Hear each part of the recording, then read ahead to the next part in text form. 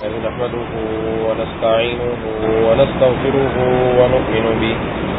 ونؤمن به ونتوكل عليه ونعوذ بالله من شرور أنفسنا ومن سيئات أعمالنا من يهده الله فلا مضل له ومن يضلله فلا هادي له ونشهد أن لا إله إلا الله وحده لا شريك له ونشهد أن سيدنا ومولانا محمدا عبده ورسوله صلى الله تعالى على خير خلقه محمد وعلى آله وأصحابه ومن تبعهم بإحسان إلى يوم القيامة.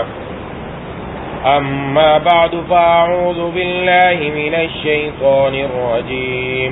بسم الله الرحمن الرحيم.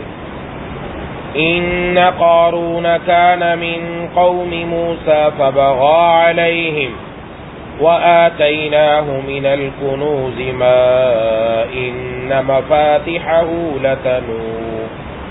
لتنوء بالعصبة أولي القوة إذ قال له قومه لا تفرح إن الله لا يحب الفرحين وابتغ فيما آتاك الله الدار الآخرة ولا تنس نصيبك من الدنيا وأحسن كما أحسن الله إليك ولا تبغ الفساد في الأرض إن الله لا يحب المفسدين. صدق الله العظيم.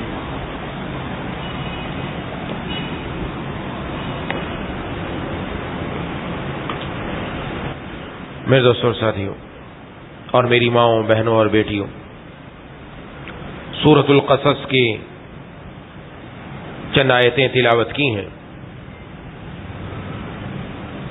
آیت نمبر 75 تک اللہ تبارک و تعالی نے حضرت موسیٰ علیہ السلام کے واقعے کا تفصیلی تذکرہ فرمایا. اب یہ سورت کا آخر ہے. اس میں اللہ تبارک و تعالی نے حضرت موسیٰ علیہ السلام کی قوم کے ایک شخص جو بہت مالدار تھا، قارون کا تذکرہ کیا اور اس کے ذریعے کچھ نصائح کرنا مقصود ہے جو انشاءاللہ ترجمے کے بعد میں عرض کرتا ہوں. ارشاد فرمایا ان قارون کان من قوم موسیٰ فبغى علیہم. قارون حضرت موسیٰ علیہ السلام کی قوم کا ایک شخص تھا، پھر اس نے ان پر زیادتی کی یا اس نے تکبر کیا. وآتیناہ من الکنوز ما ان مفاتحہ لتنوء بالعصبۃ اولي القوہ. اور ہم نے اسے اتنے خزانے دیے تھے کہ اس کی چابیاں طاقتور لوگوں کی ایک جماعت بھی مشکل سے اٹھاتی تھی. اذ قال له قومه لا تفرح ان اللہ لا يحب الفرحین.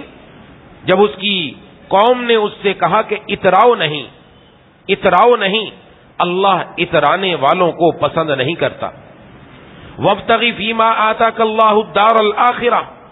اور اللہ نے تمہیں جو کچھ دے رکھا ہے اس کے ذریعے آخرت والا گھر بنانے کی کوشش کرو. ولا تنس نصیبک من الدنیا. اور دنیا میں سے بھی اپنے حصے کو نظر انداز نہ کرو. وَأَحْسِن كَمَا أَحْسَنَ اللَّهُ إِلَيْكَ. اور جس طرح اللہ نے تم پر احسان کیا تم بھی دوسروں پر احسان کرو. وَلَا تَبْغِ الْفَسَادَ فِي الْأَرْضِ. اور زمین میں فساد مچانے کی کوشش نہ کرو. إِنَّ اللَّهَ لَا يُحِبُّ الْمُفْسِدِينَ. یقین جانو اللہ فساد مچانے والوں کو پسند نہیں کرتے. قَالَ إِنَّمَا أُوتِيتُهُ عَلَى عِلْمٍ عِنْدِي. یہ کہنے لگا یہ سب کچھ تو مجھے خود اپنے علم کی وجہ سے ملا. اولم يعلم ان اللہ قد اہلک من قبلہ من القرون من هو اشد منه قوة واکثر جمعا. اللہ فرما رہے ہیں بھلا کیا اسے اتنا بھی علم نہیں تھا کہ اللہ نے اس سے پہلی نسلوں کے ایسے ایسے لوگوں کو ہلاک کر ڈالا جو طاقت میں بھی اس سے زیادہ تھے اور جن کی جمعیت بھی زیادہ تھی. وَلَا يُسْأَلُ عَنْ ذُنُوبِهِمُ الْمُجْرِمُونَ، اور مجرموں سے ان کے گناہوں کے بارے میں پوچھا بھی نہیں جاتا. فَخَرَجَ عَلَىٰ قَوْمِهِ فِي زِينَتِهِ، پھر ایک دن وہ اپنی قوم کے سامنے آن بان کے ساتھ نکلا، یعنی اپنی ٹھاٹ کے ساتھ نکلا، حشم و خدم کے ساتھ نکلا. قَالَ الَّذِينَ يُرِيدُونَ الْحَيَاةَ الدُّنْيَا، تو جو لوگ دنیاوی زندگی کے طلبگار تھے وہ کہنے لگے یا لیت لنا مثل ما اوتی قارون. یہ ترجمہ بڑے غور سے سننے کا ہے، بڑی اہم نصیحت ہے. وہ کیا کہنے لگے؟ اے کاش ہمارے پاس بھی وہ چیزیں ہوتی جو قارون کو عطا کی گئی، قارون کو عطا کی گئی. انہ لذو حظ عظیم، یقیناً وہ بڑے نصیبوں والا ہے. آج بھی کہتے ہیں یار اس کی لاٹری کھل گئی، بڑا قسمت والا ہے، بڑا نصیب والا ہے، بڑا پیسہ. یہ آیت یاد رکھیے، اس کی میں تشریح عرض کرتا ہوں انشاءاللہ. تو انہوں نے کہا کہ نعوذ باللہ انہ لذو حظ عظیم، یہ بڑی قسمت والا ہے. وقال الذین اوتوا العلم، اور وہ لوگ جن کو اللہ کی طرف سے علم عطا ہوا انہوں نے کہا ویلکم ویلکم، افسوس ہے کہ تم ایسا کہہ رہے ہو. ثواب اللہ خیر لمن آمن وعمل صالحا، اللہ کا دیا ہوا ثواب اس شخص کے لیے کہیں زیادہ بہتر ہے جو ایمان بھی لایا اور نیک عمل بھی کیے. ولا یلقاها الا الصابرون، اور یہ انہی کو ملتا ہے جو صبر سے کام لیتے ہیں. فخسفنا به وبداره الارض، پھر ہوا یہ ہم نے اسے اور اس کے گھر کو زمین میں دھسا دیا. فما كان له من فئة ينصرونه من دون الله، پھر اسے کوئی ایسا گروہ میسر نہ آیا جو اللہ کے مقابلے میں اس کی مدد کرتا. وما كان من المنتصرین، اور نہ ہی وہ خود اپنا بچاؤ کر سکا.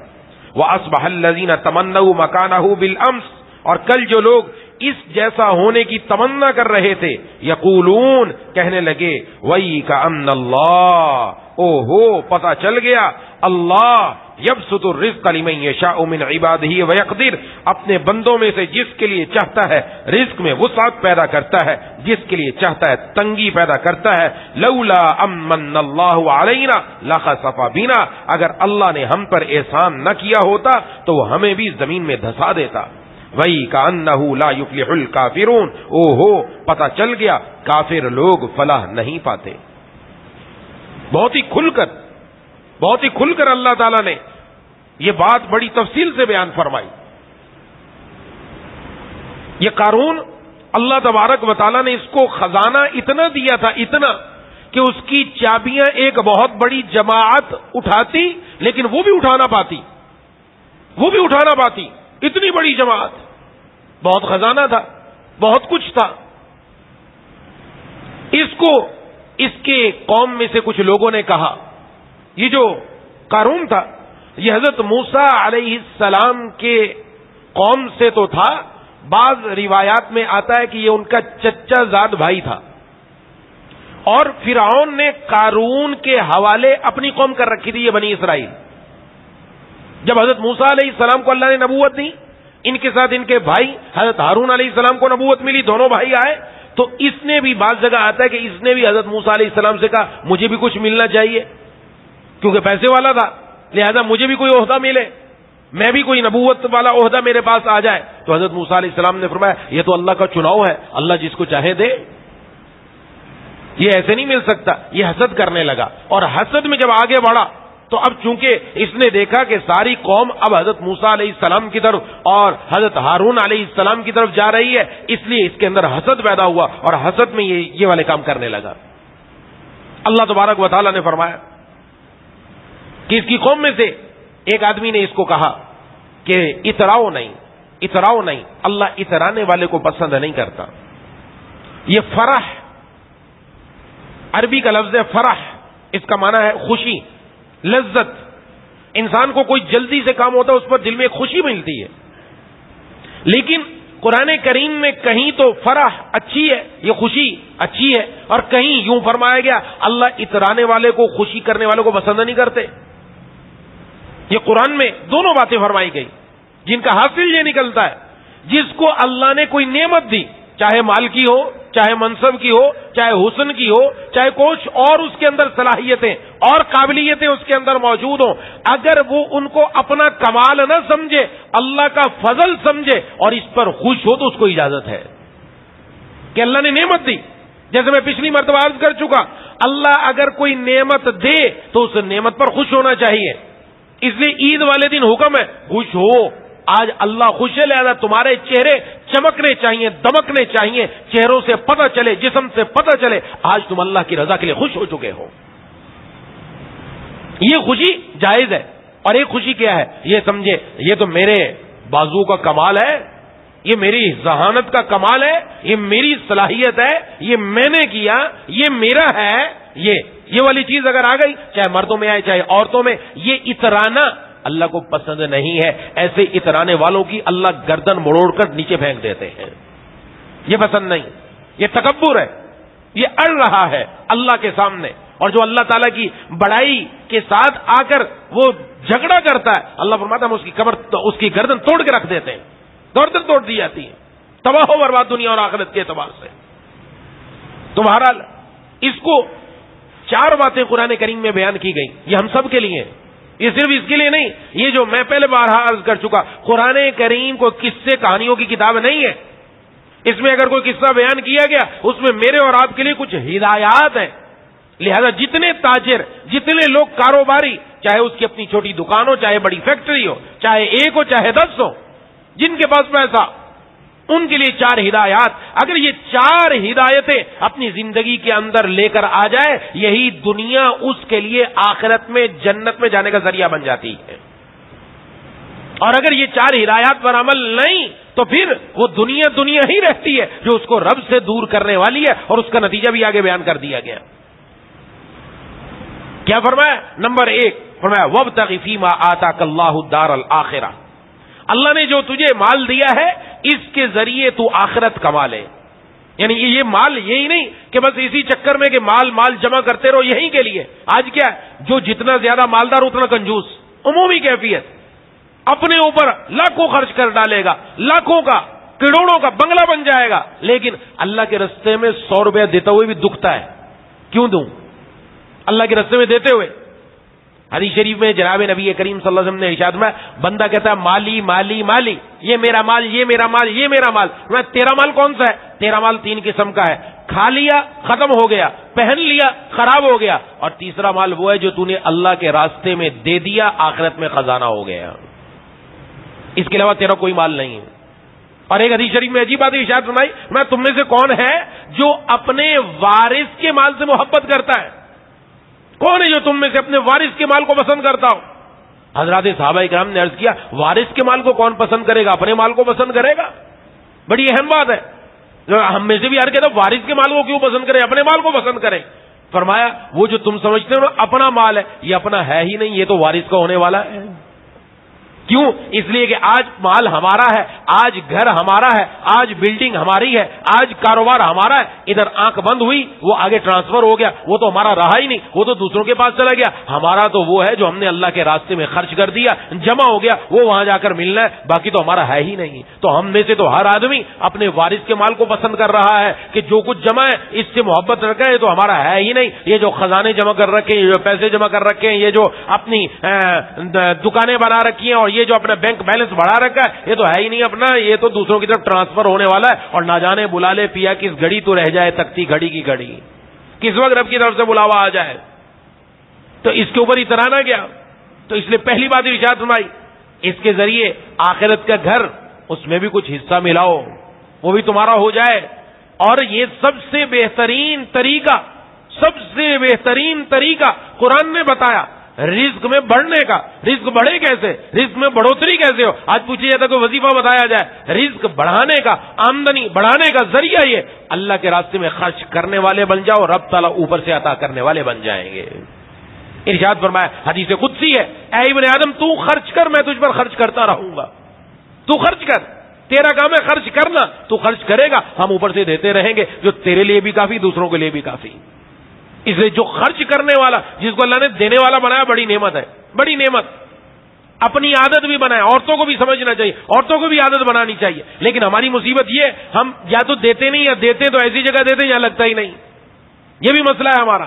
یہ ہمارے محلوں میں بڑی ایمبولینسیں گھومتی ہیں اور گاڑیاں گھومتی ہیں, اور پتہ بھی ہے 2 نمبر لوگ ہیں, کوئی پتہ نہیں پیچھے ان کے کیا ہے. وہ گھوم گھام کر عورتیں دبا پیسے دے رہی ہیں, ان کو صدقہ ہو رہا ہے, وہاں جا رہا ہے. اور صدقہ دینا ہے تو دیکھ بھال کے تو دو, کسی ایسے کو دو جو ضرورت میں کسی کے جا کے لگ جائے. وہ قریب میں آپ کے گھر کے ساتھ والا پڑوسی, اس کا آپ کو علم نہیں ہے, وہ بیچارہ بھوک سے مر رہا ہے, اس کے گھر میں فاقے ہو رہے ہیں, ان کے گھر میں دوا دارو نہیں ہے.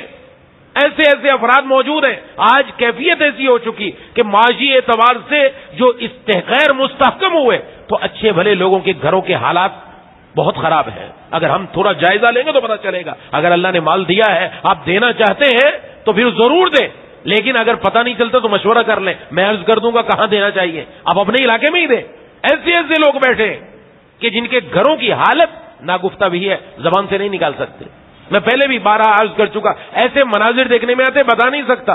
نالی کے اوپر جو لوگ گھر کے اندر چاول کھائے بچ گئے, نالی کے اوپر ڈال دیا تاکہ کوئی جانور آ کر کھا لے. وہیں کوئی انسان بیٹھ کر وہی چاول اٹھا کر کھا رہا تھا, اپنی بھوک بجا رہا تھا. کون ہے یہ؟ بھی انسان ہے, یہ بھی ہمارے محلے کا فرد ہے, یہ کوئی باہر سے نہیں آیا. 1 نہیں 10 واقعات ہیں.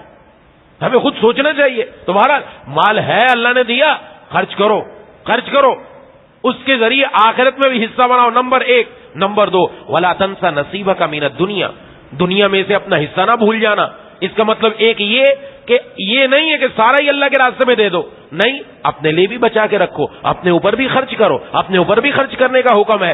ایسا نہیں ہے خود بھکاری نظر آ رہے ہو, آپ کا لباس پھٹا ہوا ہے, آپ کے پاس پیسہ ہے, لباس سے نظر نہیں آتا. فرمایا اللہ تبارک و تعالیٰ یہ نعمت تمہارے جسم پر دیکھنا چاہتے ہیں. اللہ تبارک و تعالیٰ خود حسین ہے تو حسن کو پسند فرماتے ہیں. اچھے بنو, اچھے اپنے لیے, دوسروں کے لیے نہیں بننا. اپنے لیے اچھے لگو, اپنے لیے, دوسروں کو دکھانے کے لیے نہیں. ریا اور دکھلاوا نام و نمود نہیں, ایسا نہیں ہونا چاہیے. اپنے لیے کرو, اپنے لیے ہو. اور نمبر 3, وَأَحْسِن كَمَا أَحْسَنَ اللَّهُ إِلَيْكَ, اللہ نے تم پر احسان کیا, تم بھی لوگوں پر احسان کرو. اللہ نے مہربانی کی, تمہیں مال کی نعمت سے نوازا, تم آگے دوسروں کو دینا شروع کر دو. وَلَا تَبْغِ الْفَسَادَ فِي الْأَرْضِ, اور زمین میں فساد مت مچاؤ کہ یہ مال کی وجہ سے تم اللہ کی نافرمانیاں کرو, دندناتے پھرو, اور عریانی, فحاشی اور شراب اور جوا اور رشوت اور ان لت کے اندر لگ جاؤ, اللہ کی نافرمانیوں کے ذریعے زمین میں فساد مچانے والے بن جاؤ. ایسے نہ بنو, یہ 4 کام نہ کرو. ان اللہ لا يحب المفسدین, اللہ مفسدین کو اور فساد مچانے والوں کو پسند نہیں کرتے.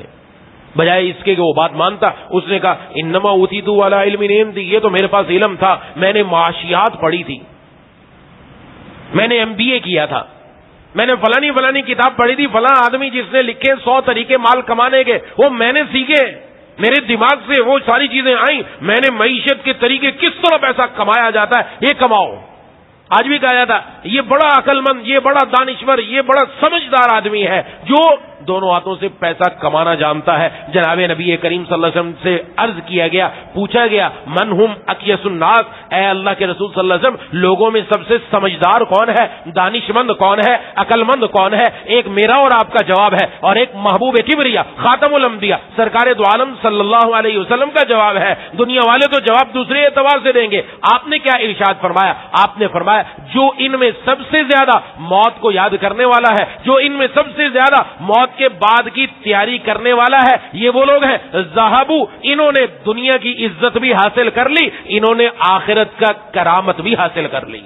دنیا بھی ان کی, آخرت بھی ان کی. یہ ہے عقل مند, یہ ہے دانش مند, یہ ہے سمجھدار لوگ جنہوں نے اپنی آخرت بنائی. آج ہم اپنا کیریئر سمجھتے, یہ اپنی 60-70 سالہ زندگی کو, میری اور آپ کی زندگی کتنی 80 سال 90 سال بس, اس کے بعد ختم ہے. 15 سال پہلے بلوغت کے نکالو, باقی بچتا کیا ہے؟ اسی 60-70 سالہ زندگی کے لیے انسان صبح سے شام اور شام سے صبح ایک کرتا ہے اور اس کے بعد چلے جانا ہے. اصل زندگی یہ نہیں, اصل تو مرنے کے بعد کیریئر بنانا ہے. اصل تو مرنے کے بعد والی زندگی, اربوں خربوں سالوں کی جو زندگی ملنے والی ہے, اس کے لیے جو تیاری کرنے والا ہے وہ ہے دانش مند, وہ ہے سمجھدار, وہ ہے عقل مند. اس سے بڑھ کر دنیا میں کوئی عقل مند نہیں ہے. تو اس نے کہا میں نے تو اپنے قوت سے کمایا, میرے حافظے سے کمایا, اللہ تبارک و تعالیٰ فرماتے ہیں اس کو یہ بھی معلوم نہیں ہے، یہ چھوٹی سی بات بھی اس کے علم نہیں، اس سے پہلے کتنی قومیں آئیں جو اس سے زیادہ قوت والی تھی، اس سے زیادہ جمعیت والی تھی، ہاں ان سب کو ہم نے ہلاک کر دیا، تو ان کے کیا کام آیا؟ مال کام نہیں آیا، ان کی جمعیت کام نہیں آیا، ان کا زیادہ ہونا کام نہیں آیا، ان کی قوت کام نہیں آیا، سب کچھ ختم ہو گیا۔ یہ اس کی سمجھ میں نہیں آتی کہ یہ زیادہ ہونا یہ کوئی تمہارا کمال نہیں، یہ تمہارے دماغ میں جو جو سوچیں آئیں یہ کس نے ڈالیں؟ یہ دماغ کی قوت کس نے عطا کی؟ جن ہاتھوں کو استعمال کیا یہ ہاتھ کس نے عطا کیے؟ یہ جن پاؤں سے چل کر اپنی دکان پر اپنے کاروبار میں جا کر بیٹھا کہاں سے آئے؟ یہ سب کچھ تو ربا نے دی۔ اگر خدا نہ خواستہ اللہ تمہیں جب پیدا کرتا اندھا بنا دیتا تو تم کیا کر سکتے تھے؟ دماغ نہیں ہوتا پاگل ہوتے، مجنون ہوتے، دیوانے ہوتے، کیا کر لیتے؟ ہاتھوں کی دولت نہیں ہوتی کیا کر لیتے؟ پاؤں ہوتے چل نہیں سکتے کیا کر لیتے؟ پھر ذرا کما کے دکھاتے کیسے کماتے ہیں۔ یہ جو رب تعالیٰ ہے وہ عطا فرما رہے ہیں، لہذا نظر اللہ کی طرف ہونی چاہیے۔ اس سے پہلے کتنے لوگ ایسے ہیں، سب ختم۔ اب ایک دن یہ قارون اپنے حشم و خدم کے ساتھ نکلا، یہ آگے پیچھے نوکر چاکر اور اپنے سر کے اوپر سونے کا تاج اور دائیں بائیں سونا، اور نکلا اپنے حشم و خدم کے ساتھ۔ اب ظاہر ہے وہ لوگ جو دنیا کے اعتبار سے دنیا سے مرعوب، ایک نقشہ ہمارے ہاں بھی ہوتا ہے۔ ہمارے ہاں کیا نقشہ ہوتا ہے؟ ہمارے ہاں یہ نقشہ کھینچا جاتا ہے، کس وقت کھینچا جاتا ہے؟ شادی کے موقع پر، شادی کے موقع پر کھینچا جاتا ہے۔ پوری گلی روکی جاتی ہے، اس گلی میں جہیز کا سامان نکال کر رکھا جاتا ہے، باقاعدہ دکھایا جاتا ہے ہم کون ہیں، ہمارے پاس یہ، ہم اپنی بیٹی کو یہ دے رہے ہیں۔ یہ نقشہ سامنے رکھیے گا، یہ نقشہ کو معمولی نقشہ نہیں ہے۔ آج بھی یہ ہو رہا ہے، آج بھی یہی ہو رہا ہے۔ مال، پیسہ، دولت، اس کو سمجھا جا رہا ہے یہ ہے ہمارے پاس، یہ دیکھو ہم نے کیا دیا۔ اور یہاں سے یہی نہیں، اپنے گھر کے باہر بھی شور شرابہ، وہاں سسرال میں پہنچا اس لڑکی کے، وہاں بھی شور شرابہ، پتہ چلا کیا پہنچ رہا ہے، کیا آ رہا ہے، کیا جا رہا ہے، سب کو دکھاؤ، دنیا والوں کو دکھایا جاتا ہے یہ ہے پیسہ۔ مروب جن کو میں نے عرض کیا تھا رمضان المبارک کے اندر، ایک ہوتا ہے آنکھوں کا موتیا، انسان کا آنکھ پر موتیا آ جائے انسان کو دور کی چیز نظر آنا بند ہو جاتی ہے، پھر اس کا آپریشن کرانا پڑتا ہے، آپریشن کامیاب ہو جائے تو پھر دور کی چیز نظر آنا شروع ہو جاتی ہے۔ ایک ہے آنکھوں کا موتیا، ایک ہے دل کا موتیا، اور جس کو دل کا موتیا ہو جاتا ہے اس کو دنیا تو نظر آتی ہے، دنیا کا مال تو نظر آتا ہے، قبر نظر نہیں آتی، قبر کی زندگی نظر نہیں آتی، وہ ذرا دور ہے، اور اس کے بعد آخرت بھی نظر نہیں آتی، اور آخرت کے بعد آگے جنت اور جہنم بھی نظر نہیں آتی، اس کی نظر دنیا میں رہتی ہے۔ اس کے دل کا موتیا جس دن اترے گا اس دن اس کو دنیا ہی نہیں، اس کو اپنی قبر بھی نظر آئے گی، اس کو اپنی آخرت بھی نظر آئے گی، اور جس کو یہ دنیا میں نظر آ گئی اس کی دنیا بھی بن گئی اور آخرت بھی بن گئی۔ یہ موتیا اتارنا ہے، یہ ان کو موتیا تھا، اس لیے اس کو دیکھا اور اس کو دیکھ کر منہ لٹک گئے، رال ٹپکنے لگی، جیسے رال ٹپک گئی، کہتے رال ٹپک گئی، اس کی رال ٹپکنے لگی، اتنا پیسہ اس کے پاس، بڑی قسمت والا، بڑا پیسے والا، ہاں جی بڑا خوش نصیب انسان ہے۔ یہ خوش نصیبی اگر یہی تھی تو حضرت بلال رضی اللہ تعالیٰ عنہ کے پاس تو یہ دولت نہیں تھی، حضرت خبیب رضی اللہ تعالیٰ عنہ کے پاس تو یہ دولت نہیں تھی، محبوب کبریا خاتم الانبیاء سرکار دو عالم صلی اللہ علیہ وسلم کے پاس تو یہ دولت نہیں تھی۔ یہ تو خوش نصیبی کی بات نہیں، یہ تو قسمت کی بات نہیں۔ ارے خوش نصیب کون ہے، قسمت والا کون ہے؟ خوش نصیب اور قسمت والا وہ ہے جو حضور کی امت میں بھی آیا اور اللہ نے ایمان کی دولت بھی دی، اس نے کلمہ بھی پڑھا، کلمہ پڑھ کے اپنی زندگی کلمے کے مطابق بھی کی، اپنی زندگی کو اللہ کے قانون کے مطابق حضور کی سنت کے مطابق گزارا، چاہے اس کے پاس بنگلہ تھا، چاہے اس کے پاس جھونپڑی تھی، چاہے یہ امیر تھا، چاہے یہ غریب تھا، اس کے پاس چاہے دنیا کے مال و اسباب تھے چاہے نہیں تھے، یہ ہر حال میں خوش نصیب ہے، اس لیے کہ یہ اپنے ساتھ اپنا ایمان قبر کے اندر لے کر جائے گا۔ اصل خوش نصیبی یہ ہے۔ کون سی خوش نصیبی، کون سا قسمت والا؟ ہمارا ذہنی سے بدل گیا۔ یہ جو سوچ ہے نا، یہ قارونی سوچ ہے، قارونی جو اس دنیا کو سمجھتے ہیں نصیب والا ہے، اس دنیا کے اعتبار سے سمجھتے ہیں قسمت والا ہے، اس دنیا کے اعتبار سے سمجھتے ہیں پیسے والا ہے، اس دنیا کے اعتبار سے سمجھتے ہیں لاٹری نکل گئی اس کی، اس کو سمجھتے ہیں یہ بڑے نصیب والا۔ یہ قارونی سوچ ہے۔ مسلمان کی سوچ یہ نہیں، مسلمان کی سوچ یہ ہے جس کے پاس ایمان موجود، جس کے پاس کلمہ موجود اور کلمے والی زندگی موجود، اس سے بڑھ کر خوش نصیب انسان دنیا میں کوئی اور نہیں ہے۔ یہ پیسہ کیا بیچے گا، پیسہ کیا بیچے گا؟ یہ کیا قبر کے اندر جائے گا؟ ایک دکان، ایک بنگلہ، 1 روپیہ ساتھ چلا جائے، ہاتھ میں گھڑی بندھی ہے وہ لے جائے، نہیں موبائل کچھ بھی نہیں، کپڑے نہ کچھ نہیں، اس کو سب کچھ اتار کر چند گز کفن کے ٹکڑے میں ڈال کر پھر قبر کے اندر ڈال کر آ جاتے ہیں اور بتا دیتے ہیں کہ بس یہی تیرا سامان تھا جو اپنے ساتھ لے کر چلا گیا، باقی سارا ہمارا ہے، تو نے ایسے ہی دنیا کے اندر آیا تھا، بس دنیا سے بھی ایسے ہی جائے گا، دنیا میں آیا تھا اس وقت کپڑے نہیں تھے، اب عزت کے ساتھ روانہ کر دیا گیا کہ کفن کے چند گز کے اندر تجھے لپیٹ کر ہم نے قبر کے اندر ڈال دیا، بس اتنا ہی ہے، اس کے ساتھ کچھ نہیں گیا۔ کیا گیا؟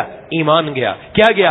اعمال گئے، نیک اعمال گئے، اب وہی اس کی جا کر کام آنے والے ہیں، اور آج بھی اسی کے اوپر فخر ہے، پیسہ پیسہ پیسہ، سوتے ہوئے بھی پیسہ، جاگتے ہوئے بھی پیسہ، بیت الخلاء میں بھی پیسہ، باہر بھی پیسہ، کھاتے ہوئے بھی پیسہ، اور گھر سے باہر نکلتے ہوئے ہر طرف دنیا دنیا دنیا۔ جس کی زندگی میں، جس کی آنکھوں میں ہر وقت یہی چیز ہوگی، یہ دنیا کی رنگینیاں ہوگی، وہ کیا کرے گا بھائی؟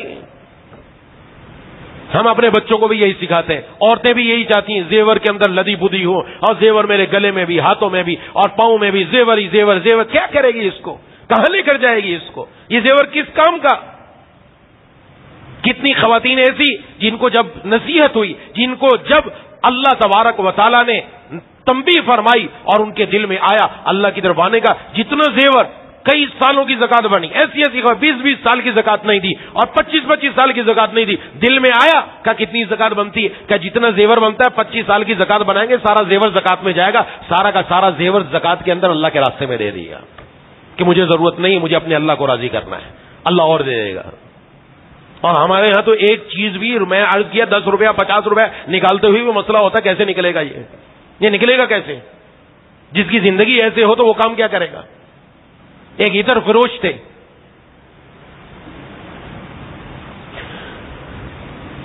شیخ عطار رحمت اللہ علیہ، عطر کی دکان تھی، بہت بڑی شاہانہ زندگی تھی۔ اللہ تبارک و تعالی جب کسی کو ہدایت دینے پر آتے ہیں تو کوئی نہ کوئی بہانہ بنا دیتے ہیں۔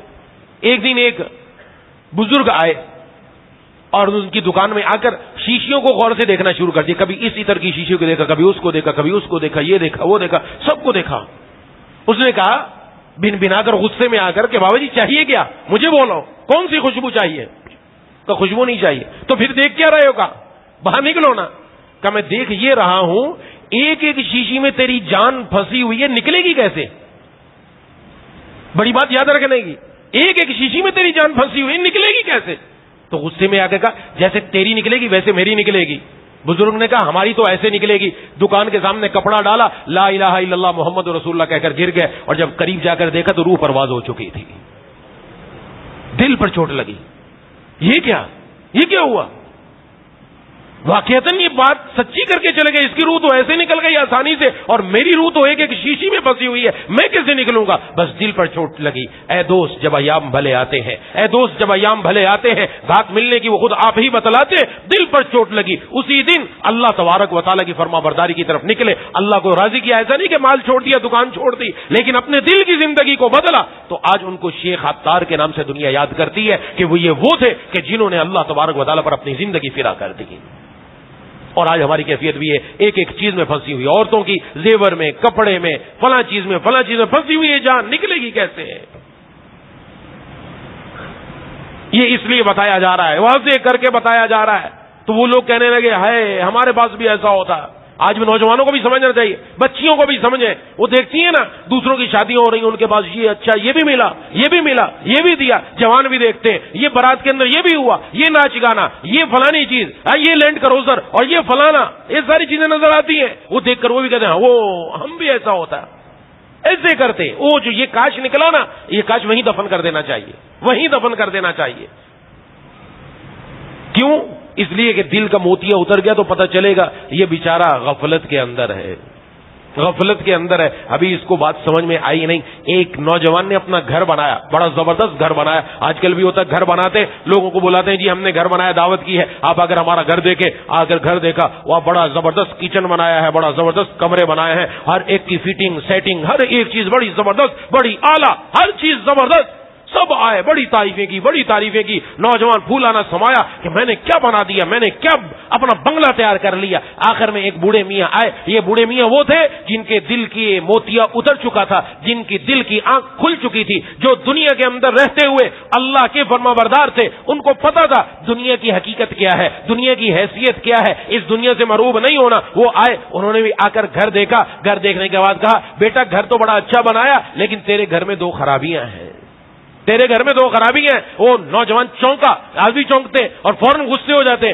کہ یہ کون سی خرابی ہے. سارے لوگ تعریف کر کے جا رہے ہیں, آپ کہتے ہیں خرابی ہے. میں نے ایک چیز اچھی طرح سوچ سمجھ کر لگائی. فرمایا نہیں بیٹا 2 خرابیاں ہیں. کہا اچھا بتاؤ کیا خرابیاں ہیں. کہا اس میں 2 خرابیاں ایسی ہیں جو ختم نہیں ہو سکتی. کہا بتاؤ نا کیا خرابیاں ہیں. کہا یہ گھر بھی ہمیشہ رہنے والا نہیں, گھر والا بھی ہمیشہ رہنے والا نہیں. گھر بھی ختم ہونے والا اور گھر کے ساتھ ساتھ گھر والا بھی ختم ہونے والا. تو بھی پائیدار نہیں اور یہ گھر بھی پائیدار نہیں. ایک دن اس جگہ بلڈنگ کھڑی ہے, یہ ملے میٹ ہو چکا ہوگا یا کچھ نہیں ہوگا, اور ایک آج تیرا نام ہے, کل کو تجھے نکال کر قبر میں ڈال کے آ جائیں گے اور پتہ چلے گا اس پر تختی کسی اور کی لگ گئی. پہلے فلاں صاحب تھے, اب فلاں صاحب آ گئے, اس نے بھی رہنا چلے جانا ہے. دل پر جا کر چوٹ لگی. بابا جی نے بات اچھی کی ہے, ہاں دل کے اندر ضد نہیں تھی, تکبر نہیں تھا, ہاں دل کے اندر اللہ کی نافرمانی ایسی نہیں تھی کہ گناہ پر اصرار کرے. آج بات سننے کے لیے ہم تیار نہیں ہوتے. قرآن کی بات آتی ہے, حدیث کی بات آتی ہے, خواتین کو بھی سمجھنا چاہیے, مردوں کو بھی سمجھنا چاہیے, بچوں کو بھی سمجھنا چاہیے, بچیوں کو بھی سمجھنا چاہیے. جب قرآن کی بات آ جائے, حدیث آ جائے, خاموشی سے سن لو, عمل کرنے کی ٹھان لو. دل پر چوٹ لگی, ضد نہیں تھی, تکبر نہیں تھا. کہا اچھا پھر بتاؤ پائیدار زندگی میں چاہتا ہوں, مجھے پائیدار زندگی کہاں سے ملے گی, پائیدار محلات کہاں سے ملیں گے. کہا اس کا میرے پاس کچھ نقشہ ہے, کچھ میرے پاس چیزیں موجود ہیں, میں وہ بتا دیتا ہوں. وہاں کی زندگی بھی پائیدار, وہاں کے محلات بھی پائیدار, وہاں کی نعمتیں بھی پائیدار, وہاں کی بیویاں بھی ہمیشہ رہنے والی, وہاں کی جوانی بھی ہمیشہ رہنے والی, جس کے اندر کبھی بڑھاپا آنے والا نہیں. کب بتاؤ تو صحیح ہے کیا. فاما من اوتي كتابه بيمينه فيقول هاؤم اقرءوا كتابيه اني ظننت اني ملاق حسابيه فهو في عيشة راضية في جنة عالية قطوفها دانية كلوا واشربوا هنيئا بما اسلفتم في الايام الخالية. کا یہ ایک نقشہ ہے, اور ایک نقشہ يطوف عليهم ولدان مخلدون باكواب واباريك وكأس من معين لا يصدعون عنها ولا ينزفون وفاكهة مما يتخيرون ولحم طير مما يشتهون وحور عين كأمثال اللؤلؤ المكنون جزاء بما كانوا يعملون لا يسمعون فيها لغوا ولا تأثيما إلا قيلا سلاما سلاما. ایسی جگہ جہاں سلامتی کی باتیں, جہاں سلامتی کی باتیں, جہاں شراب پی کر دماغ کے اندر اول پول نہیں آئے گا, دماغ خراب نہیں ہوگا. وہاں شراب کی نہریں, وہاں دودھ کی نہریں, وہاں شہد کی نہریں, اور ایسا پانی جو خراب ہونے والا نہیں. ایسی حور اللہ نے تمہارے لیے تیار کر رکھی ہے, جس کی جوانی ہمیشہ کی, تمہاری جوانی ہمیشہ کی. کہا یہ وہ زندگی کا نقشہ ہے جو رہنے والا بھی پائیدار ہے, اس کا محل بھی پائیدار ہے. بس دل پر چوٹ لگ گئی, کایا پلٹ گئی. وہ نوجوان جو پہلے یہ 60-70 سالہ زندگی کے لیے تیاری کر رہا تھا, اب جب کایا پلٹی تو اب تیاری کرنے لگا لاکھوں اربوں سالوں کی زندگی کے لیے, ایسی جوانی کے لیے جو پائیدار ہے, جو گھر بھی پائیدار, رہنے والا بھی پائیدار, اور نعمتیں بھی اس کی پائیدار ہیں. اور وہ جگہ جنت ہے جو اللہ نے مسلمانوں کے لیے تیار کر رکھی ہے. یہ وہ جگہ ہے. اور آج ہماری ساری کی ساری زندگی صبح سے شام تک ان چیزوں میں ہے.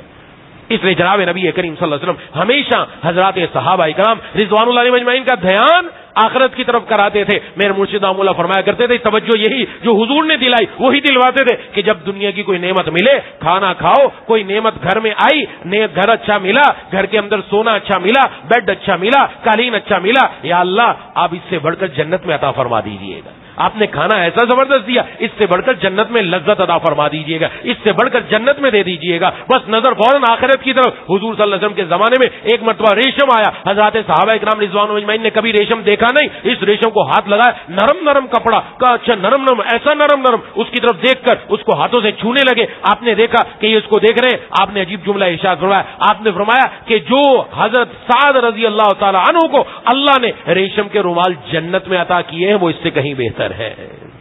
نظر وہاں رکھو. اور وہ تو حضرات وہ تھے جب دنیا ان کی دل میں آئی ہی نہیں, انہیں تو دل میں جگہ ہی دی ہی نہیں.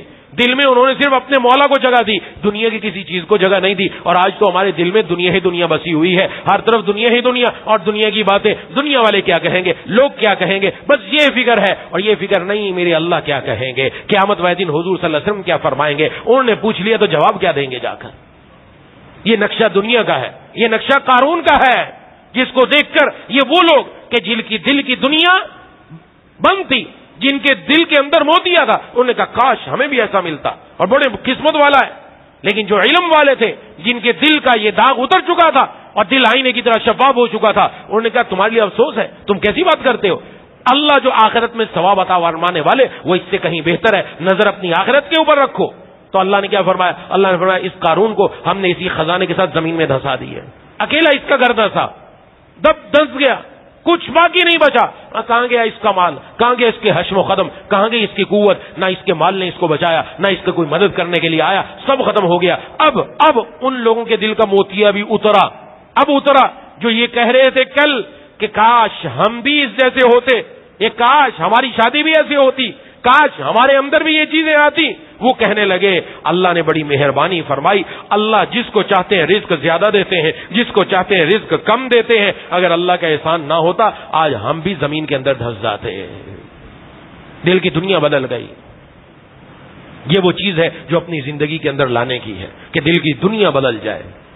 یہ پیسہ، یہ دولت، یہ مکان، یہ سب کچھ یہیں رہ جانے والا ہے، بندے نے اکیلے دنیا سے جانا ہے۔ دنیا سے دل لگا کہ دنیا سے کیا ملے گا، یاد خدا کیے جا تجھ کو خدا ملے گا۔ فکر دنیا کر کے دیکھا، فکر عقبہ کر کے دیکھ، فکر دنیا کر کے دیکھا، فکر عقبہ کر کے دیکھ، اب چھوڑ کر ذکر سارے، ذکر مولا کر کے دیکھ۔ کون کس کے کام آیا، کون کس کا ہوا، کون کس کے کام آیا، کون کس کا ہوا، سب کو اپنا کر کے دیکھا، مولا کو اپنا کر کے دیکھ۔ دنیا والوں کو اپنا بنا کر دیکھا، کچھ نہ بنا، ذرا مولا کو تو اپنا بنا کر دیکھ، پھر دیکھ رب تعالیٰ دنیا بھی جنت بنا دیں گے، دنیا میں بھی اللہ جنت والا مزہ دیں گے۔ اور یہ مسلمانوں کی خصوصیت ہے، اللہ دنیا میں بھی یہ مزہ دیتے ہیں۔ تو اس لیے اپنی زندگی کو رب کی طرف لانا ہے، اللہ کی طرف لانا ہے۔ وہ قناعت کی صفت ہے، یہ جو دنیا نکالتی قناعت کی صفت۔ قناعت کا مطلب کیا؟ یا اللہ جو آپ نے مجھے عطا کیا میں اس پر راضی۔ دو ہی صورتیں ہیں دنیا کے اندر، ایک صورت تو یہ ہے ہائے مجھے یہ نہیں ملا، ہائے میرے پاس ایسا موبائل نہیں، ہائے میرے پاس یہ چیز نہیں، ہائے میرے پاس یہ بنگلہ نہیں، یہ کاروبار نہیں، یوں ہی اپنی ہائے ہائے نکالتے نکالتے اندر جلتے رہو اور مرتے رہو اور دنیا سے چلے جاؤ۔ ایک تو طریقہ یہ، ہر خواہش ایسی ہے جس پہ دم نکلے۔ دنیا میں کسی بھی آدمی کی ساری خواہشات پوری نہیں ہو سکتی، یاد رکھے، کسی کی نہیں پوری ہونی۔ کوئی دنیا کا ایسا بندہ دکھا دیجئے جس کی ساری خواہشیں پوری ہو گئی، نہیں پوری ہوئی، کسی کی نہیں پوری ہوئی۔ تو پھر دوسرا طریقہ کیا ہے؟ دوسرا طریقہ یہ جتنا اللہ نے دے رکھا ہے اسی کے اوپر قناعت کر لے، یا اللہ آپ کی مہربانی، آپ نے مجھے نواز دیا، میں تو اس قابل بھی نہیں تھا جو آپ نے دے دیا، میں تو اس قابل بھی نہیں تھا۔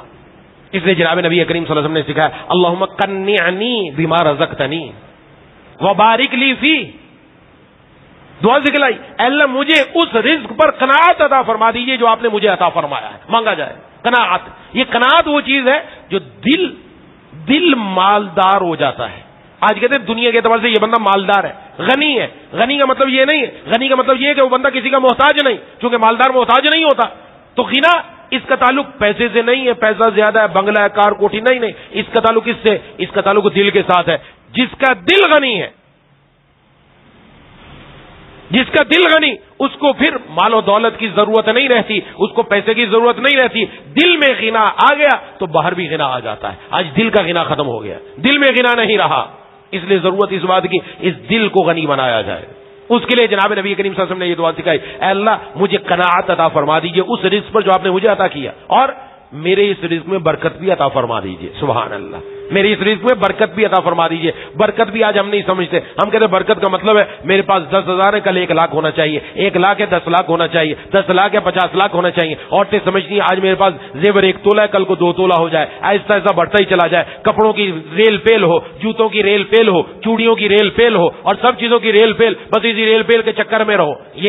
یہ برکت نہیں ہے نہ، بے برکت نہیں۔ برکت کس کا نام ہے؟ برکت اس کا نام ہے اللہ تبارک و تعالی نے جو رزق دیا، اللہ اس سے بندے کے سارے کام ہی بنا دے، سارے کام بن جائیں۔ پیسہ ہے 10 روپے ہے مثلا، اس 10 روپے سے اللہ 100 روپے والا کام بنا دے۔ اور ایک آدمی کے پاس 1000 روپیہ ہے، اس کے پاس 1000 روپیہ ہوتے ہوئے بھی 100 روپے والا کام نہیں بنتا، اللہ 10 روپے والے کے 100 روپے والا کام نکال دیتے ہیں۔ اور ہم نے اپنی زندگی میں دیکھا، ہم میں سے ہر ایک اس پر شاہد ہے، اپنی آنکھوں سے ہم مشاہدہ کر چکے کہ اللہ کئی موقعوں پر ایسا کروا چکے، پیسہ کم تھا لیکن اللہ نے اس کم پیسے میں ایسی برکت دی کہ بڑے بڑے کام نکل گئے، بڑے بڑے کام نکل گئے، اور جس کا پیسہ ٹھیک ٹھاک تھا اس کے بعد چھوٹا چھوٹا کام بھی نہیں نکلا. تو یہ بڑے بڑے کام نکل آنا، یہ ہے برکت جو اللہ تعالیٰ عطا فرماتے ہیں. اللہ رزق میں برکت دے دے، میرا کام کہیں رکے نہیں کہ کسی کے سامنے ہاتھ پھیلانا پڑے نہ. جناب نبی کریم صلی اللہ علیہ وسلم نے ارشاد فرمایا جو آدمی گھر میں صبح کرے، اس طرح صبح کرے کہ نمبر 1 گھر میں امن سے ہو، اس کو کسی قسم کا خوف نہ ہو، کسی کا ڈر نہ ہو، نمبر 1، اور نمبر 2 اس کا جسم صحت مند ہو، کوئی بیماری نہ ہو، اور نمبر 3 اس کے پاس آج شام تک کھانے کو موجود ہو. فرمایا ساری دنیا جمع کر کے اس بندے کو دے دی گئی ہے. آپ اندازہ لگائیں 3 باتیں. اور الحمدللہ ہم میں سے ہر مرد، ہر عورت، ہر بچہ، ہر بچی صبح سویرے اٹھے گھر میں امن سے ہے، کوئی خوف نہیں، کوئی گھبراہٹ نہیں، اور نمبر 2 جسم بھی صحت مند ہے، کوئی بیماری نہیں، اور نمبر 3 شام تک کا کھانے کا خرچ گھر میں موجود ہے. الحمدللہ اس بندے کو تو دنیا ساری ہی دے دی گئی ہے. یہ ڈر کیوں رہا ہے؟ یہ رو کیوں رہا ہے؟ یہ دل کے اندر وسوسے کیوں لا رہا ہے؟ اللہ تو آگے بھی عطا فرمانے والے، جس اللہ نے آج رکھ دیا وہ آئندہ بھی دیں گے. لیکن جو دین ہے یہ طلب پر رکھا ہے، جتنا طلب کرو گے اللہ اتنا ہی عطا فرمائیں گے. اس دین کے اوپر ہم پیچھے ہٹ کر بیٹھ جاتے ہیں اور دنیا کے پیچھے بھاگتے رہتے ہیں. وہ دنیا کے پیچھے بھاگتا ہی رہتا ہے یہاں تک کہ موت کا فرشتہ آ جاتا ہے کہ چلو اب جانے کا وقت آ گیا، اور وہ دنیا سے چلا جاتا ہے. پھر کہتا کاش یوں کر لیتے. تو وہ کاش نہیں، اس وقت فائدہ نہیں دے گا، وہ فائدہ آج ہی کا ہے. اس لیے یہ مطلب نہیں ہے قناعت کا کہ انسان دنیا کے اندر کمائے نہیں، کمائے جائز طریقے سے اعتدال کے اندر اپنے کاروبار کو بڑھانا ہے، بڑھانے کی بھی اجازت ہے، بڑھانے کی بھی اجازت ہے. اعتدال میں، اعتدال کا کیا مطلب؟ ایسا نہیں کہ میں دنیا کمانے میں اتنا پڑھوں کہ میری نمازیں بھی گئی، میرے گھر والوں کے حقوق بھی گئے، سارے حقوق سب ختم، میں بس کمانے کی مشین بن چکا اور میں دنیا کے اندر ایک کمانے والا پرزہ بن چکا، بس کماتے رہوں کماتا رہوں کماتا رہوں اور یہاں تک کہ میں دنیا سے چلا جاؤں. یہ نہیں ہے. اعتدال کے اندر رہ کر اللہ تعالیٰ نے ایک دکان دی، اعتدال میں رہ کر آپ کاروبار کو بڑھا رہا ہے، اعتدال میں رہ کر اللہ کا حق بھی ادا ہو رہا ہے، گھر والوں کا حق بھی ادا ہو رہا ہے، اپنے جسم کا حق بھی ادا ہو رہا ہے، تو بڑھانے کی اجازت ہے. بھائی جہاں سمجھ میں نہیں ہے وہاں جا کے پوچھنا چاہیے کہ میں یہ کام کرنا چاہتا ہوں، کروں کہ نہ کروں، اعتدال میں ہوں کہ نہیں ہوں، میں اعتدال سے باہر تو نہیں جا رہا. اور آج یہی کیفیت ہو رہی ہے کہ عورتیں انہوں نے اپنے اخراجات اتنے بڑھا دیے، مرد کمانے والی مشینیں بن گئے. تو عورتیں سمجھتی ہیں اپنے شوہر کو باہر بھیج دیا، باہر ملک، وہ بڑا سکون میں، بیچارے سے پوچھو جا کر، وہ سکون میں نہیں، وہ بتاتا نہیں ہے. اس کو گھر آنے کے لیے، ملک میں واپس آنے کے لیے وہ جب آتا ہے تو 10 مرتبہ سوچنا پڑتا ہے، بہن کا یہ مطالبہ، اماں کا یہ مطالبہ، بیوی کا یہ مطالبہ، بیٹی کا یہ مطالبہ، بیٹے کا یہ مطالبہ، کہاں سے پورا کروں گا میں؟ وہ وہاں کمانے کی مشین بن چکا، وہ کولو کا بیل بن چکا کہ صبح سے شام تک وہ بیل کنویں کے گرد چکر لگا رہا ہے پانی نکالنے کے لیے. یہ بیچارہ چکر لگا رہا ہے کہ پیسہ آ جائے تاکہ گھر والوں کی ضرورتیں پوری ہوتے رہیں، اور یہ بیچارہ وہی کرتے کرتے مر جاتا ہے، دنیا سے چلا جاتا ہے. اس کے بعد نہیں ملتا. نظر اٹھا کر دیکھیں خدا کے لیے، ماؤں بہنوں بیٹیوں سب سے گزارش ہے. آج مصیبت یہ بن چکی ہے، یہ میں شاید پہلے بھی عرض کر چکا، ہمارے ماحول ہی الٹ ہو چکا ہے. پہلے گھروں کے اندر یہ چیزیں نہیں تھی، پہلے گھر کچے ہوا کرتے تھے، گھروں کے اندر لائٹ وائٹ کا انتظام نہیں تھا، بجلیوں کا انتظام نہیں تھا، پنکھوں کا انتظام نہیں تھا. اگر آپ نے کہیں گاؤں اور دیہات کے اندر زندگی گزاری تو پتہ چل جائے گا. گاؤں کے اندر کہاں سوتے تھے؟ کمروں کے اندر سونے کے لیے سوئیں گے، کمرے کے اندر گرمی ہے، مٹی کے بنے ہوئے ہیں سارے کمرے، اب وہاں پر گرمی، باہر سین میں سو، مچھر کاٹ رہا ہے، کچھ بھی، سب سو رہے ہیں، مزے سے سو رہے ہیں. زندگی کے اندر سکون تھا. بیوی کے پاس اتنا پیسہ نہیں تھا کہ بیوی اپنے لیے میک اپ کا انتظام کر سکے، نہ ہی شوہر کے پاس اتنا روپیہ تھا وہ میک اپ لا کر دے دے کہ یہ مسکارا ہے، یہ فلانا ہے، یہ فلانا ہے، تو اپنی آنکھوں کو بھی سجا، تو اپنے چہرے کو بھی سجا، تو میک اپ کر لے اور تیار ہو جائے میرے لیے. نہیں، شوہر کو بھی ضرورت نہیں تھی، بیوی کو بھی ضرورت نہیں تھی، کیونکہ بیوی کے دل میں اپنے شوہر کے لیے سچی محبت ہوا کرتی تھی. ان کو یہ چمڑی گوڑی کرنے کی ضرورت نہیں تھی کہ چمڑی جو اوپر والی اس کو گوڑا کر لو. شاید شوہر کے آنکھ میں بھا جاؤں میں، آنکھوں میں حیا تھی، زبان میں مٹھاس تھی کہ شوہر کی فرما بردار ہوا کرتی تھی، شوہر کو کسی اور چیز کی ضرورت نہیں تھی، اور شوہر کی دل کے اندر اپنی بیوی سے وفا ہوا کرتی تھی. وہ کسی کی طرف نظر اٹھا کر دیکھنا گوارا نہیں کرتا تھا. باپ کے پاس اتنے پیسے نہیں ہوتے تھے اپنے بیٹے کو کاروبار کھلوا دے، دکانیں کھلوا دے، کھڑا کر دے جی پاؤں پر کہ لے یہ تو کھڑا ہو جا. اتنا پیسہ نہیں تھا باپ کے پاس، لیکن باپ کے دل میں اپنی اولاد کے لیے شفقت ہوا کرتی تھی، محبت ہوا کرتی تھی. والد بیٹا اپنے والد کے سامنے آنکھ اٹھاتا نہیں تھا. بیٹے کے پاس بھی اتنا پیسہ نہیں تھا، باپ کی تجوریاں بھر دے، لا یہ مہینے کے اندر 1 لاکھ لے کر آ، 2 لاکھ لے کے آ. جو باپ کی تجوریاں بھرتا رہے، باپ ابا خوش ہے، اما خوش ہے، یہ بیٹا کام کا ہے. اور جو بیچارہ غریب ہے جس کے پاس اتنا رزق نہیں، سارے صبح سے شام تک باپ بھی، ماں بھی، بہنیں بھی، بھائی بھی کوستے ہیں، ذلیل کرتے ہیں اور اس کو دنیا کے اندر احساس کمتری کا شکار کر دیتے ہیں اور سمجھتے ہم نے بڑا کارنامہ دیا. کل قیامت والے دن پکڑ ہوگی جب گردن سے پکڑے جائیں گے ماں باپ اور جب گردن سے پکڑے جائیں گے وہ بہن بھائی جنہوں نے اس بیچارے کی عزت کا پارا کر دیا اور اس کو گھر میں عزت نہیں دی. کس لیے؟ مال نہیں لا رہا. اس دور کے اندر ایسا نہیں تھا. اس دور کے اندر بچوں کے دل میں اپنے والد کی عظمت ہوا کرتی تھی، والد کی عظمت. اور بھائی بھائی کے دل میں، بھائی کے پاس گفٹ کرنے کے لیے پیسہ نہیں تھا، اپنے بھائی کو بہنوں کو عیدی تحفہ دینے کے لیے کچھ نہیں تھا، لیکن سچی محبت ہوا کرتی تھی. بہن کا پتہ ہوتا تو بھائی کودنے کے لیے تیار ہو جاتا، بھائی کا پتہ چلتا کسی تکلیف میں کودنے کے لیے تیار ہو جاتا. اور آج گھر پکے ہیں، سب چیزیں موجود ہیں، اے سی کی سہولتیں موجود ہیں، ٹھنڈی مشینیں موجود ہیں، گھر کے اندر سب ہے. نہیں ہے تو بیوی کے دل میں وہ پیار نہیں ہے، بیوی کے دل میں وہ محبت نہیں ہے. بیوی کے لیے پاس اپنے چہرے کو سجانے کے لیے سر کے بالوں سے لے کر پاؤں کے ناخن تک ہر چیز موجود ہے اپنے آپ کو خوبصورت بنانے کے لیے. لیکن زبان خوبصورت نہیں، زبان سے میٹھا بول نہیں، آنکھوں میں حیا نہیں. وہ گھر کے اندر بجائے گھر جنت بنتا جہنم بنا ہوا ہے. شوہر کے دل میں بیوی کے لیے وفا نہیں، کیونکہ اس کی نظر تو عادی ہو گئی، اس کی نظر عادی ہو گئی اچھے چہرے دیکھنے کی. اس کو کہیں بھی اچھی شکل نظر آتی ہے وہیں مر مٹنے کے لیے تیار اور وہیں اس طرف منہ بیٹھ کر چلا جاتا ہے. اس کے دل میں وفا نہ رہی. باپ کے پاس اب پیسہ آ گیا تو اب اس کے دل میں بیٹے کے لیے کوئی شفقت نہیں رہی، بلکہ ایسے ایسے واقعات میں بتا نہیں سکتا. گھروں سے نکال دیا، نکل جاؤ، دباؤ جاؤ، تمہارے لیے میرے گھر میں جگہ نہیں، کیونکہ تم مال کما کے نہیں لا رہے، پیسہ نہیں ہے تمہارے پاس، ہے نہیں تمہارے پاس کچھ، نکل جاؤ، تمہارے لیے اس گھر میں کوئی جگہ نہیں. جو کما کے لا رہا ہے وہ کمانے کی مشین بنا ہوا ہے، بس اس سے خوش ہے.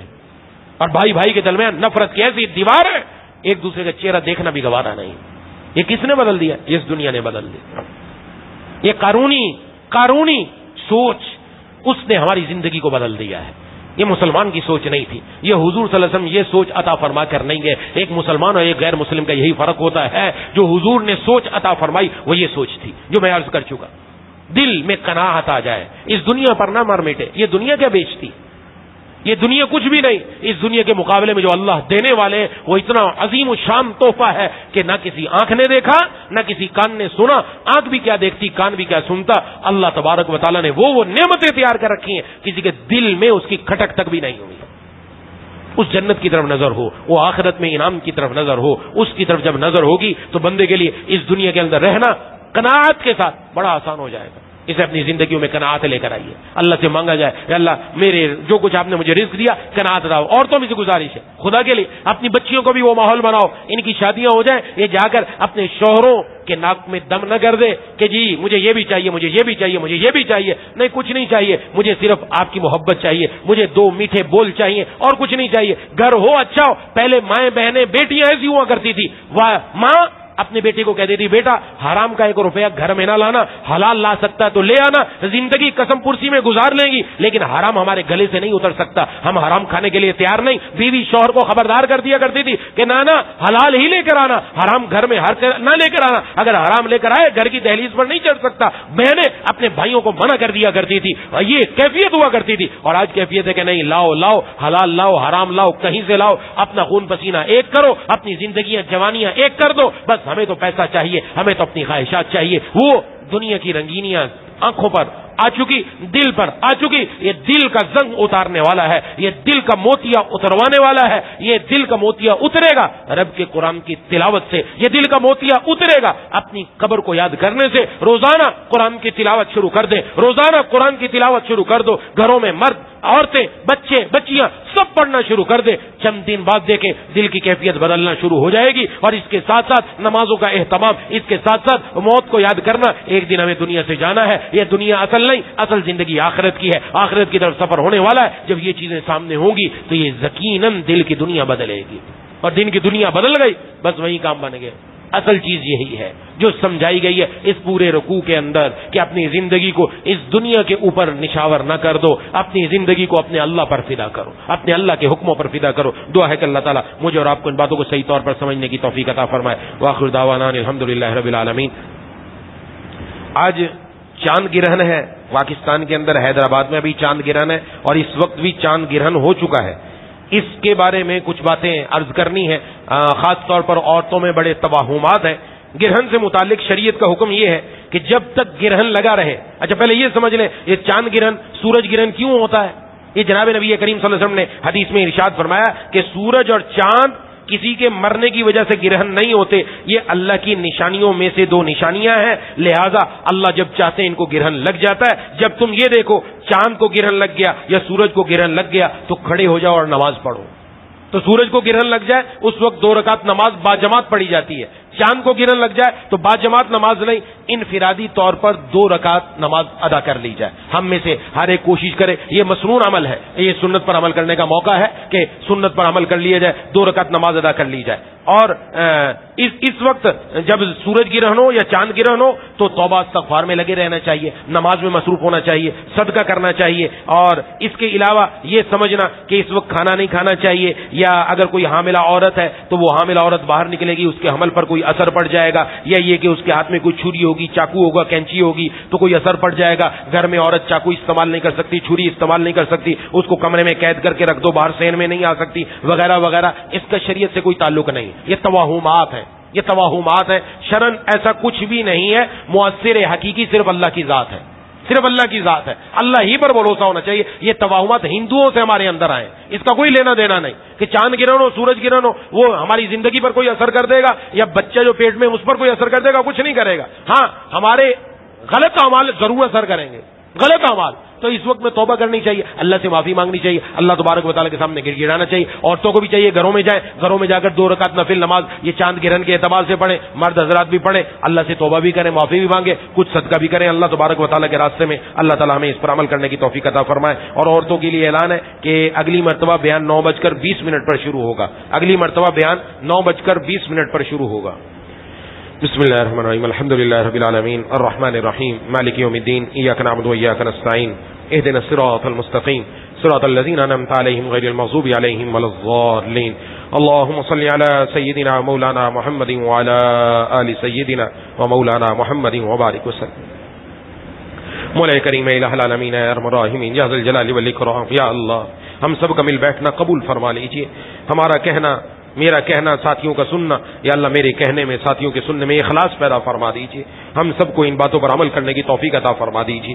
مولا کریم الہ العالمین ارحم الراحمین یا ذی الجلال والاکرام، یا اللہ ہمارے والدین، بیوی بچوں کی، بہن بھائیوں کی، دوستوں احباب کی، یا اللہ تمام رشتہ داروں کی، ننیالی رشتہ دار، ددیالی رشتہ دار، سسرالی رشتہ دار، یا اللہ تمام ملک پاکستان کے لوگوں کی اور تمام دنیا کے مسلمانوں کی یا اللہ مغفرت فرما دیجیے۔ مولا کریم الہ العالمین ارحم الراحمین، بالغ ہونے کے بعد سے اب تک جو ہم سے نالائکیاں ہوئیں، نافرمانیاں ہوئیں، مولا کریم الہ العالمین یا ذی الجلال والاکرام ہم سچی توبہ کر رہے ہیں، یا اللہ ہمارے گناہوں کو معاف فرما دیجیے، یا اللہ ہماری زندگیوں کو بدل دیجیے، یا اللہ یہ دنیا کو ہمارا سب سے بڑا مقصد نہ بنائیے گا، یا اللہ دنیا کو ہمارا سب سے بڑا مقصد نہ بنایا گیا، یا اللہ ہمارے علم کی انتہا دنیا نہ بنائیے، یا اللہ ہماری علم کی انتہا اور ہماری دنیا کا سب سے بڑا مقصد اپنی رضا رکھ دیجیے۔ مولا کریم جس وقت دنیا والے اپنی دنیا میں مگن ہوں اس وقت ہمیں اپنی یاد میں مشغول رہنے کی توفیق عطا فرما دیجیے۔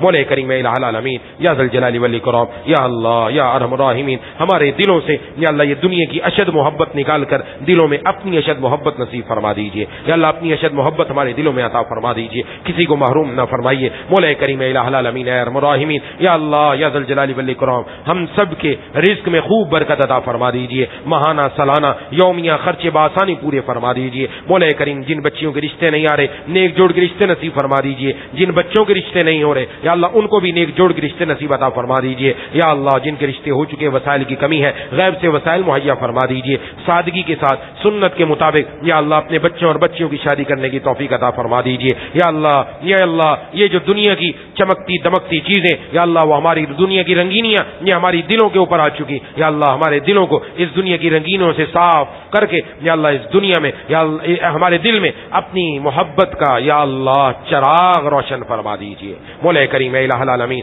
ہمارے دلوں کے بند تالوں کو اپنے ذکر کی چابی سے کھول دیجیے۔ مولا کریم الہ العالمین ارحم الراحمین روزانہ قرآن کریم کی تلاوت کرنے کی توفیق عطا فرما دیجیے، نمازوں کا پابند بنا دیجیے۔ مولا کریم الہ العالمین گھروں میں بھی مسجدوں والا ماحول بنا دیجیے، ہماری نسل کی بھی نئی نئی نسل کی بھی، قیامت تک آنے والی نسل کی بھی، ایمان کی بھی، اعمال کی بھی حفاظت فرما دیجیے مولا کریم یا الہ العالمین۔ ہم میں سے جن کے والدین زندہ ہیں، دونوں یا ایک، یا اللہ ان کی زندگیوں میں خوب برکت عطا فرما، ان کو خوب صحت عطا فرما، ان کی ہر مشکل، بیماری، تکلیف، پریشانی دور فرما، اور ہمیں اپنے والدین کی آنکھوں کی ٹھنڈک بنا دے، اور ہم میں سے جن کے دونوں والدین یا ان میں سے کوئی ایک دنیا سے جا چکے، ان کی قبر کو نور سے منور فرما دے، جنت الفردوس میں جگہ عطا فرما دے، اور ہمیں ان کے لیے صدقہ جاریہ بنا دے مولا کریم الہ العالمین۔ یا اللہ یا ذا الجلال والاکرام، جن لوگوں کے حقوق میں یا اللہ ہم سے کوتاہی ہو گئی مولا معاف فرما دیجیے، آپ بھی معاف فرما دیجیے، اور جن کے حقوق میں کوتاہی ہوئی یا اللہ ان کے دلوں میں بھی ہمارے لیے معافی کا جذبہ پیدا فرما کر یا اللہ ان کا بھی دل ہم سے خوش کر دیجیے مولا کریم الہ العالمین۔